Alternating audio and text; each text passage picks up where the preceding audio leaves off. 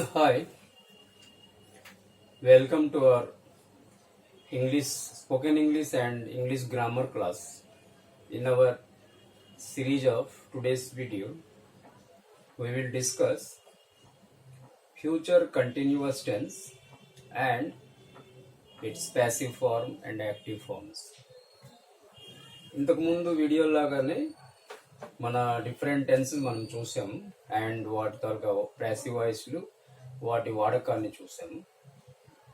ఈరోజు మన ఈ వీడియోలో ఫ్యూచర్ కంటిన్యూస్ టెన్స్ చూస్తాం. ఫ్యూచర్ కంటిన్యూస్ టెన్స్ ఒకసారి రాస్తున్నాను. Future continuous tense. కంటిన్యూస్ అన్న పదంలోనే ఉంది, ఏదో ఒక పని నడుస్తుంది, పూర్తవలేదు. కంటిన్యూ అన్న పదం ఏదైతే మనం వింటుంటామో, ఈ కంటిన్యూ అన్న పదంలోనే అర్థం వస్తుంది అంటే ఏదో ఒక పని నడుస్తుంది, అది పూర్తవలేదు. మరి ఫ్యూచర్ అన్న పదంలోనే ఉంది భవిష్యత్తులో, అంటే ఈ రోజు కాదు, నిన్న కూడా కాదు, అంటే not today, not yesterday. So future continuous tense అంటే ఒక కాలాన్ని తెలియజేసే ఒక వాక్య నిర్మాణం. ఫ్యూచర్ కంటిన్యూస్ టెన్స్ ఒక కాన్సెప్ట్ అవుతుంది ఏంటంటే, ఏదైనా ఒక పని ఫ్యూచర్లో, భవిష్యత్తులో ఒక కంటిన్యూడ్ ఫార్మ్లోనో చెప్తున్నాం, అంటే అది స్టార్ట్ అయింది కానీ పూర్తి అవ్వలేదు. అయితే మీరు అడగవచ్చు, ఈరోజు మనం ఉన్నాం, ఈరోజు పరిస్థితిలో ఉన్నాం, 20వ తేదీ. మరి రేపటి పని స్టార్టే అవ్వలేదు, ఇంకా పూర్తి ఎలాగవుతుంది? రేపు మనం ఇంకా ఉదయం సూర్యుడు రాలేదు, పనే స్టార్ట్ అవ్వలేదు. మరి పని స్టార్ట్ అవ్వకుండా పని పూర్తి ఎలాగవుతుంది అన్న ప్రశ్న ఫండమెంటల్ ఎవరైతే ఉంటారో వాళ్ళకి వస్తుంది. Very simple. చాలా మాటలు మనం ఆడాల్సి ఉంటుంది స్పోకెన్ ఇంగ్లీష్లో, అండ్ రిటర్న్ ఇంగ్లీష్లో రాయాల్సి ఉంటుంది, అండ్ వాక్యాలు రాస్తే అర్థం చేసుకోవాల్సి ఉంటుంది. ఈ కాన్సెప్ట్లో చూసామంటే చాలాసార్లు ఏమవుతుంది, భవిష్యత్తులో ఒక పని కంటిన్యూ అవుతుంటుంది, ఇంకా పూర్తి అవ్వలేదు. ఎలాగైతే నువ్వు ఈరోజు శ్రీకాకుళంకి ట్రైన్ ఈవేళ ఎక్కుతావు అనుకో, శ్రీకాకుళం బయలుదేరు. సో రేపటి గురించి నువ్వు ఇప్పుడు చెప్పాలి. ఈవేళ నువ్వు ట్రైనే ఎక్కలేదు, ఇంక రేపు ఎలాగా దిగుతావు. కానీ ఊహ, రేపు నేను ఈ టైంకి, అంటే ఇప్పుడు ఏదైతే మీరు ఆలోచిస్తున్నారు, ఈ సమయానికి నేను శ్రీకాకుళంలో రోడ్డు మీద నడుస్తుంటాను అని చెప్పాలి. అయితే మీ వాక్యం ఏ రకంగా మారింది? రేపు నువ్వు ఎక్కడ, అంటే నేను నీకు కలాలనుకుంటున్నాను, మీ ఫ్రెండ్ అన్నారు, నేను I want to meet you, నేను కలాలనుకుంటున్నాను, రేపు మనం ఎక్కడ కలుద్దాం. అప్పుడు నువ్వు అంటావు, నువ్వు రేపు కలాలనుకుంటున్నావా, టుమారో? అది నాకు వీలు కాదు. ఏమంటే నేను ట్రైన్ ఎక్కుతున్నాను. చూడు వాక్యం ఫ్యూచర్లో ఎలాగొచ్చింది. ట్రైన్ ఎక్కుతున్నా అంటే ఆల్రెడీ ఈ రోజే, కానీ రేపు ఈ టైంకి బహుశా నేను శ్రీకాకుళంలో ఆ రోడ్డు మీద నడుస్తుంటాను. అంటే నువ్వు ట్రైన్ దిగిపోయావు, ట్రైన్ దిగి వాకింగ్ స్టార్ట్ చేసావు, జస్ట్ ఏదో ఒక బస్సు కావాలి, ఆ బస్సు ఎక్కితే నువ్వు ఏదో ఇంటీరియర్ ఒక గ్రామం ఉంది, లేక ఏదో ఒక ఏరియా ఉంది, అక్కడికి నువ్వు వెళ్ళాలి, మీ ప్రాంతం అది. కాబట్టి ఆ బస్సు కోసమని నువ్వు జస్ట్ నడుస్తుంటావు. ఆ టైం, ఆ కంటిన్యూడ్ ఫార్మ్ నువ్వు అక్కడ మాట్లాడాలనుకున్నావు. అంటే నువ్వు శ్రీకాకుళంలో దిగి మీ ఇంటికి వెళ్ళిపోలేదు, మీ చుట్టాల ఇంటికి వెళ్ళలేదు, అలాగని నువ్వు ట్రైన్లో హాయిగా పడుకొని నిద్రపోవడం లేదు, దిగి నడుస్తున్నావు. ఈ రోజు కాదు, ఈ రోజు నడిస్తే అది ప్రజెంట్ కంటిన్యూస్ అవుతుంది, నిన్న నడిచింటే అది పాస్ట్ కంటిన్యూస్ అవుతుంది, రేపు టుమారో నడుస్తున్నావు. అంటే నడక అన్నది నువ్వు పూర్తి చేయలేదు, నువ్వు జస్ట్ ఇమేజిన్ చేస్తున్నావు, నడుస్తున్నాను. So this is called future continuous tense తాలూకా యూజ్ అనమాట. అంటే ఎప్పుడైనా మీకు ఇంతకు ముందు వీడియోలో కూడా చెప్పడం జరిగింది, ఏంటి, ఒక భాష అన్నది ఒక యూజ్ నుండి వచ్చింది.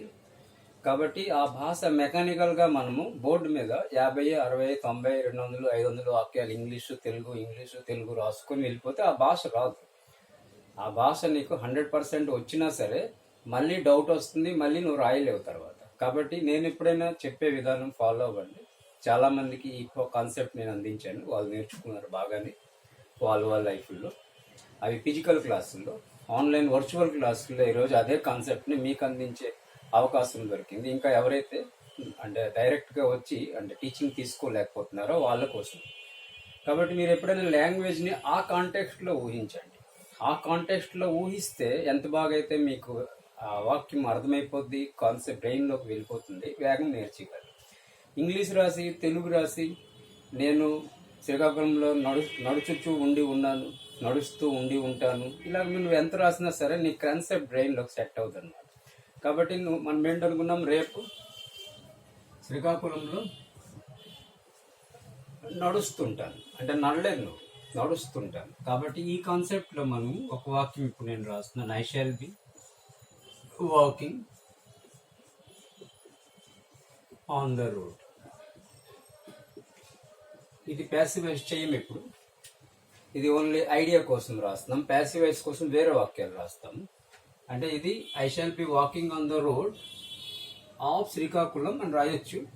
అయితే మీరు కానీ ఫౌండేషన్ క్లాస్లో ఉంటే శ్రీకాకుళం ఇవన్నీ ఎక్స్ట్రా రైట్ నో ఇప్పుడు రాయడం లేదు, అది ఐడియా కోసం మనం రాసాం. అంటే వాకింగ్ తో స్ట్రక్చర్ ఎలా వచ్చింది, I shall be walking on the road అంటే నేను శ్రీకాకుళంలో నడుస్తుంటాను. ఇప్పుడు మనము యూజ్ చూసాము, అంటే ఈ వాక్యము ఏ సిచ్యువేషన్స్లో యూజ్ అవుతుంది. లేదా నువ్వేదో ఒక ఎగ్జామ్ ఇస్తున్నావు అనుకో, నెక్స్ట్ సండే నీకు ఏదో కళ్యాణిలో ఒక ఎగ్జామ్ ఉంది, bank exam, railway exam, or whatever మీ స్టాఫ్ సెలక్షన్ ఎగ్జామ్. అందులో సండే ఈ టైంకి నువ్వు వీడియో చూస్తున్న టైంకి ఎగ్జామ్లో కూర్చొని రాస్తుంటావు. అంటే మీ ఫ్రెండ్కి ఎవరికో చెప్తున్నావు, నేను ఈ టైంలో సండే ఎక్కడ ఉంటాను తెలుసా, నేను ఎగ్జామ్ రాస్తుంటాను.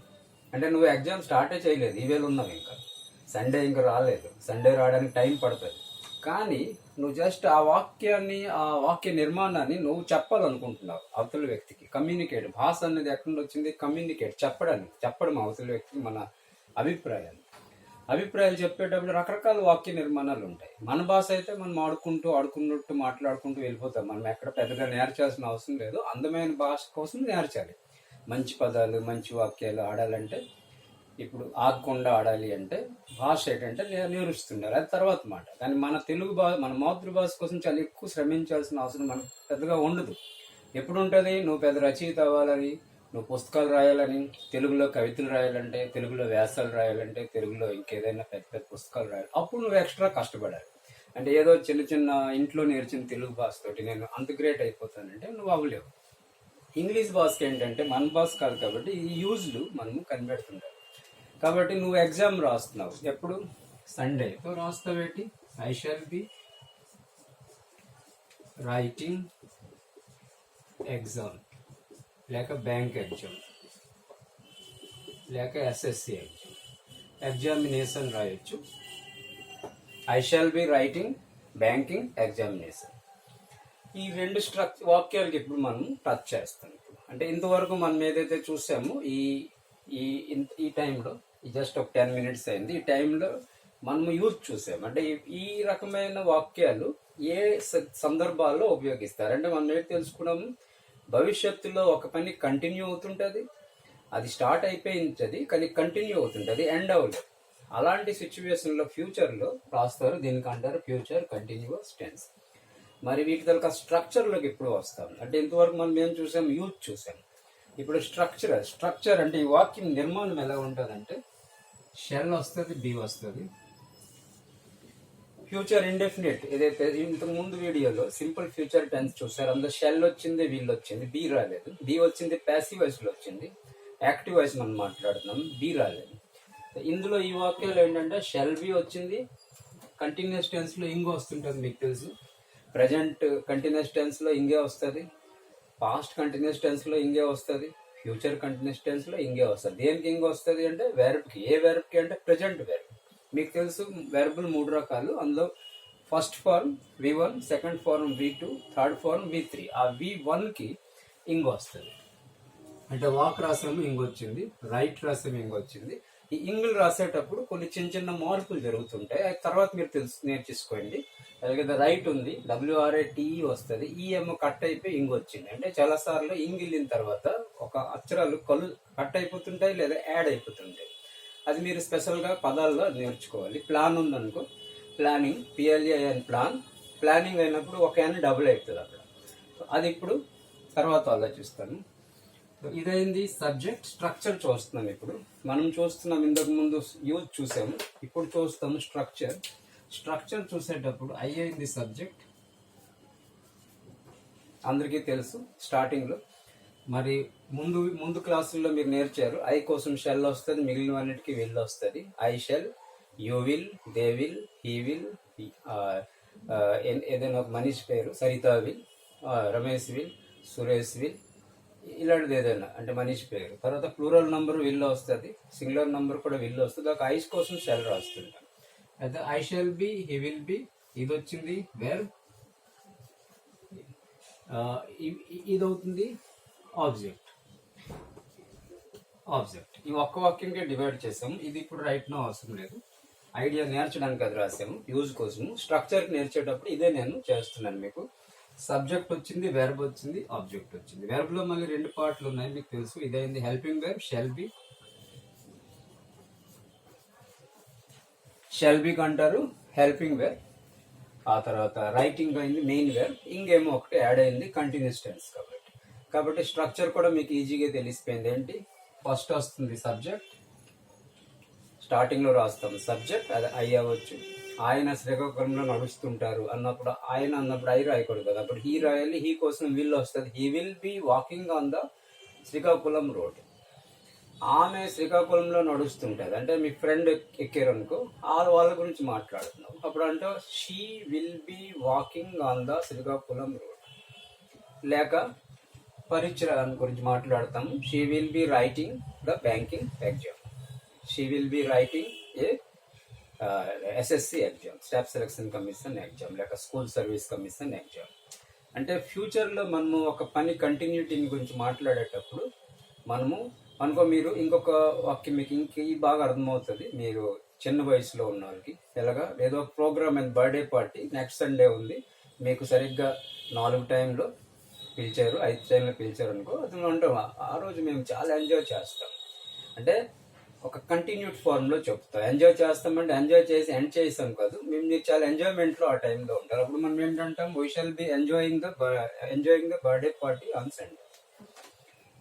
వీ కోసం షెల్ వస్తుంది, we shall be enjoying the birthday party on Sunday, లేక I shall be enjoying the birthday party on Sunday, లేక they will be enjoying the birthday party on Sunday, లేక my friend will be enjoying the birthday party on Sunday. అంటే ఈ sentence స్ట్రక్చర్లో యూజ్లో చూసారు, మళ్ళీ use repeat చేశారు, మళ్ళీ ఇంకా తర్వాత కాంటెక్స్ట్లో చూసారు ఏ కాంటెక్స్ట్లో ఈ వాక్యాలు ఎక్కువ నడుస్తుంటాయి, ఫ్యూచర్లో నడుస్తుంటాయి, కంటిన్యూడ్ ఫార్మ్లో నడుస్తుంటాయి. అండ్ ఇక్కడ చూసారు స్ట్రక్చర్లో సబ్జెక్ట్, వెర్బ్, ఆబ్జెక్ట్. ఇప్పుడు దీనికి ప్యాసివైజ్ చేస్తే, ప్యాసివైజ్లు ఇంగ్లీష్లో ఇవి చాలా రేర్గా వాడతారు, చాలా ఎక్కువ రావు, కానీ ఐడియా కోసం నేర్చాలంతే. సో ఇది రాస్తాము ఆబ్జెక్ట్, అన్ని ఎలా రాస్తాం, ఇది అలాగే రాస్తాం. బ్యాంక్ ఎగ్జామ్ లేక బ్యాంకింగ్ ఎగ్జామ్, బ్యాంక్ ఎగ్జామ్ లేక బ్యాంకింగ్ ఎగ్జామ్ ఏది ఉంటుంది. విల్ బి ఐ కోసం సెల్ వచ్చింది, వి కోసం విల్ వస్తుంది, బ్యాంక్ ఎగ్జామ్ కోసం విల్ వస్తుంది. విల్ బి ఇక్కడ ఒక కొత్త పదం వస్తుంది, బీయింగ్ వస్తుంది. ప్రెజెంట్ టెన్స్ లో కూడా మీరు అది నేర్చారు. బీయింగ్, రైట్ కేమో V3 అవుతుంది, written by me.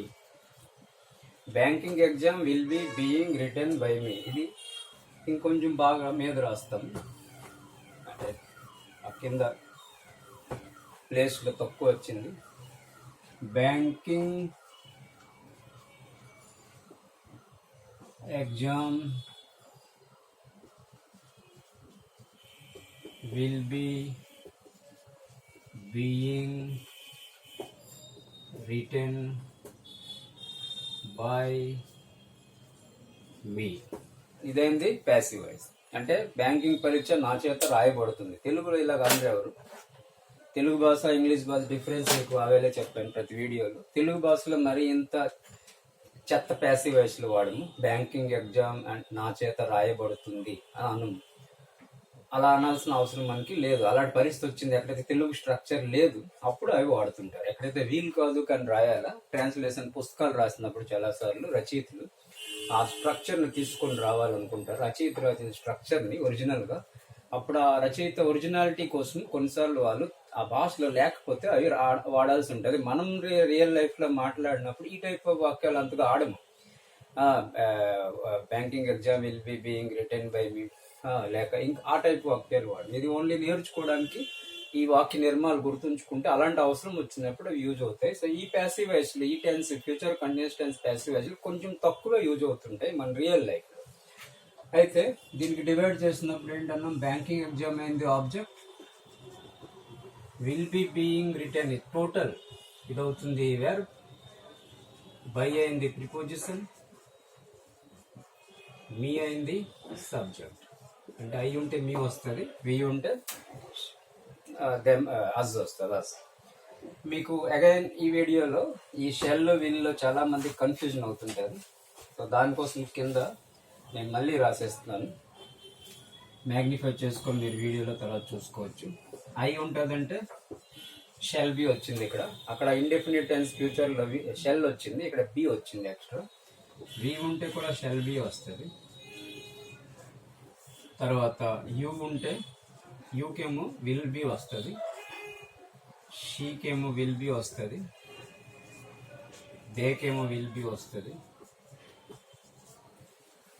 ఏంటొచ్చింది? I shall be, we shall be, you will be, she will be, they will B.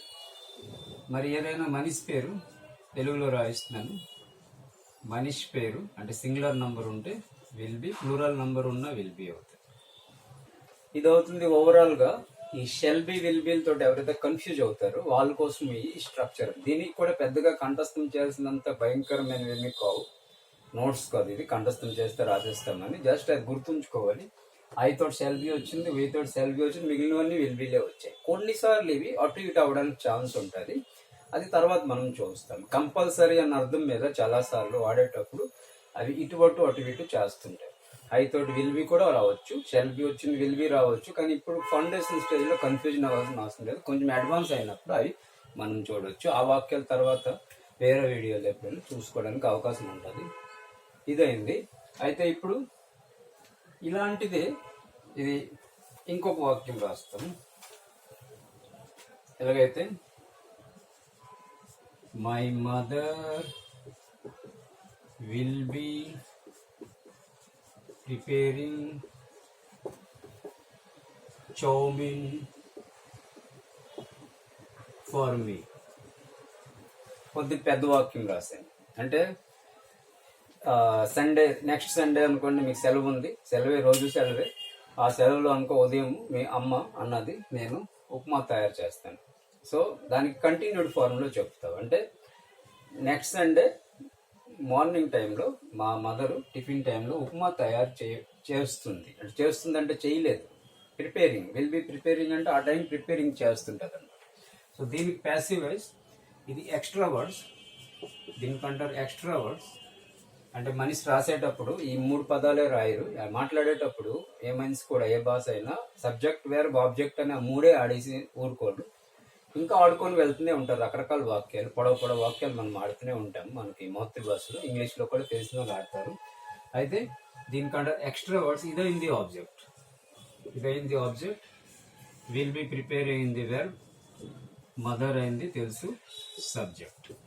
So ఇప్పుడు ఈజీ అయిపోయింది మీకు వాక్యం తర్వాత స్ట్రక్చర్ ఐడెంటిఫై చేయడం. ఏ స్ట్రక్చర్ అయినా ఈ రకంగా ఉంటే ఆ స్ట్రక్చర్కి మనం పేరు పెట్టేమేంటి ఫ్యూచర్ కంటిన్యూస్ టెన్స్. మనం పేరు పెట్టలేదు, ఆల్రెడీ వాళ్ళు పెట్టేసారు పేరు, ఆ భాషా వ్యక్తులు, అది మనం తెలుసుకుంటున్నాం అంతే.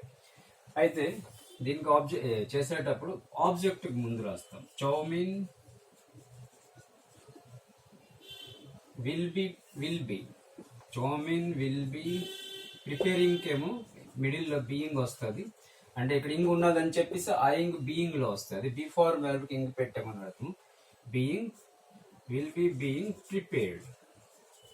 అంటే ప్రిపేర్ అయింది ప్రిపేర్ అన్న ఫస్ట్ వెర్బ్కి ఏమో ప్రిపేర్డ్ చేసాము. ఎందుకంటే మీకు ఒకటి తెలుసు, ప్యాసివ్ వాయిస్లు అన్నిట్లో కూడా V3 వస్తుంటాయి, పాస్ట్ పార్టిసిపల్. ఆ పాస్ట్ పార్టిసిపల్ ఇక్కడ పెట్టాము, కానీ కంటిన్యూస్ టెన్స్ ఉంది కాబట్టి ఇక్కడ బీయింగ్ రాసాము. కాబట్టి chowmein will be being prepared అంటే ఫ్యూచర్ కంటిన్యూస్ టెన్స్ లో ప్యాసివ్ వాయిస్ లో ఆల్వేస్ ఇలాగే ఉంటాయి. విల్ బి బీయింగ్ ప్రిపేర్డ్ లేక shall be being, will be being, shall be being. ఈ స్ట్రక్చర్ గుర్తుంచుకోవాలి. Chowmein will be being prepared by my mother for me ఉన్నది extra, అది పెట్టేసాము. For me. వాక్యం ఏంటి తయారైంది? Chowmein will be being prepared by my mother for me. ఈ for me ఇక్కడ రాయొచ్చు, ఇక్కడ రాయొచ్చు. Chowmein will be being prepared for me by my mother, అది రైటే. ఒక లాస్ట్లో రాసావు, అది రైటే.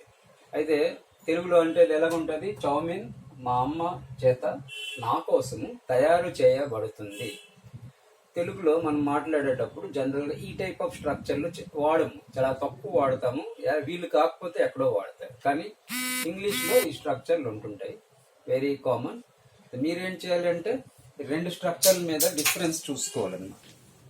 డిఫరెన్స్ చూసుకుంటే మీకు ఈజీ అవుతుంది. ఆ తర్వాత మనం ఐడెంటిఫై చేయాలంటే ఇది ఆబ్జెక్ట్ అయింది, ఇది వెర్బ్ అయింది, ఇది ప్రిపోజిషన్ అయింది, ఇది మీకు తెలిసేలాను అది సబ్జెక్ట్ అన్నమాట. సో ఇన్ దిస్ వీడియో మనం ఏం చేసాము, నేర్చుకున్నాము. ఏం టెన్స్? ఫ్యూచర్ కంటిన్యూస్ టెన్స్ చూశారు. తర్వాత దాని యూజ్ చూశారు, ఏ సందర్భాల్లో ఆ యూజ్ ఉపయోగిస్తారు. ఏంటి తెలుసుకున్నారంటే భవిష్యత్తులో ఏదైనా ఒక పని కంటిన్యూటీ అవుతుంది అంటే అది స్టార్ట్ అయింది ఎప్పుడో కానీ ఎండ్ అవ్వలేదు. అలాంటి సందర్భాల్లో ఆ వాక్యాలు వాడతారు. సో మీరు ఐడెంటిఫై చేయండి ఎలాంటి సందర్భాలు ఈ వాక్యాలు వాడాల్సిన అవసరం ఉంటుంటుంది. ఊహించండి, ఊహించి ఈ స్ట్రక్చర్ వాడడానికి ట్రై చేయండి. ఇదైంది use part, spoken English part. Spoken ఇంగ్లీష్లో అలాగే వస్తుంది, మాట్లాడుతుంటే, రాస్తుంటే, మాట్లాడుతుంటే, ఊహించుకుని ఆడుతుంటే ఆ సందర్భంలో ఆ వాక్యాలు వచ్చేస్తాయి. అండ్ రైటింగ్ పార్ట్కి వచ్చేటప్పుడు ఆ స్ట్రక్చర్స్ ఈ రకంగా నేరిస్తే ఇది రైటింగ్ పార్ట్ అవుతుంది. దీంతో మన వీడియోకి ఎండ్ చేస్తున్నాము. నెక్స్ట్ వీడియోలో మరొక క్లాస్ ఏదైనా చూద్దాం.